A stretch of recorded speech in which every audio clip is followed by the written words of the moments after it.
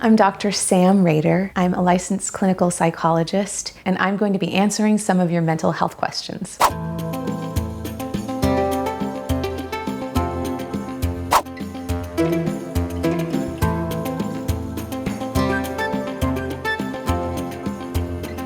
In my understanding, personality isn't something you're necessarily born with. It's something that gets shaped through early experience. We learn what parts of us feel acceptable in our family system, what parts of us feel unacceptable, and we adjust all the parts of ourselves to shape into a personality that's going to fit in our family system. And what I do as clinical psychologist is I help my clients look at their personality. For example, if someone's really shy, we try to understand what that's really about and see if we can find more confidence.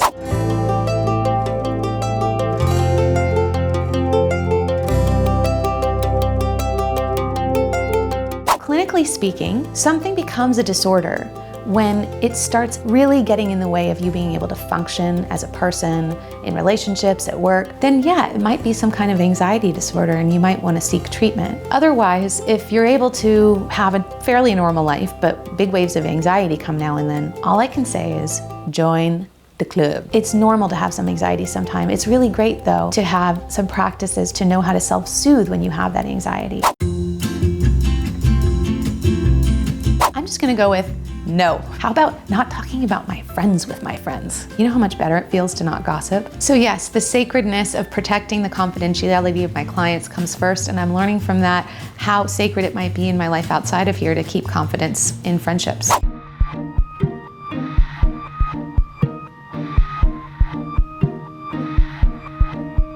When tears just spill out for seemingly no apparent reason, my best guess at why that's happening is that maybe feelings have been held inside too often. When we go for days or weeks or months with not expressing ourselves, not reaching out when we need help, not getting enough hugs, sometimes we can fill up like a bucket. And when that emotion bucket gets all the way to the top, the water is gonna spill out. And that's gonna spill out in the form of tears sometimes, even when it makes no sense why we're crying.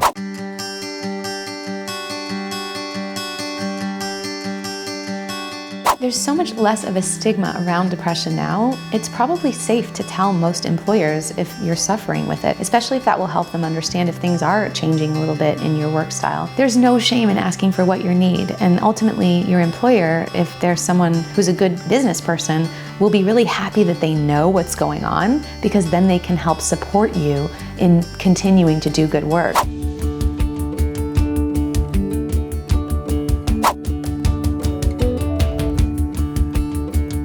Well, whoever you are, I adore you and I agree with you completely. Touch is so healing. I have a lot of answers to this question. The first is that maybe even massage is enough for you, who really knows how to hit all those sweet spots. In terms of traditional therapy, it's often frowned upon to touch your clients. There is a style of therapy that's really wonderful called somatic experiencing. In one of the types of somatic experiencing, touch is used as part of the therapy. So somatic experiencing is basically sitting, sensing into your body, noticing what you feel where, and allowing the body to heal itself, whether it's trauma or pain, emotionally or physically. Question has a lot going on inside of it. I have taken many clients who swear up and down they have incurable depression, and we get them feeling better. If there's a way to latch back onto life, there's a way to come out of depression. But if you have a stubborn depression, I encourage you to keep fighting for wellness. We've all been in those dark moments. It's just a state of mind, because you are loved, you are cared about, and that somebody wants to hear from you today if you're struggling with suicidal thoughts.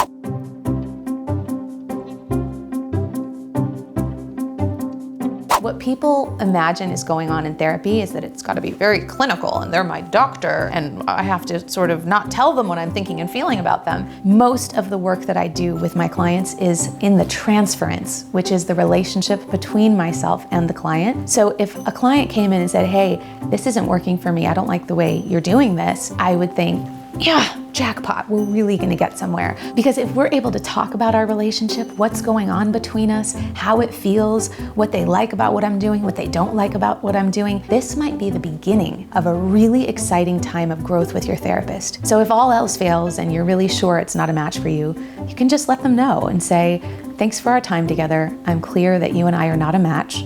I wish you all the best, and this will be my last session today. I think it's so cool that we live in a time where people are becoming more and more aware of mental health. There are countless self-help books out there, resources on the internet, even apps that can help you with depression. Find ways to get back out into your life, have real, genuine experiences, share your feelings, laugh, dance, sing, cry. This is life. A lot of clients ask me if it's possible to change.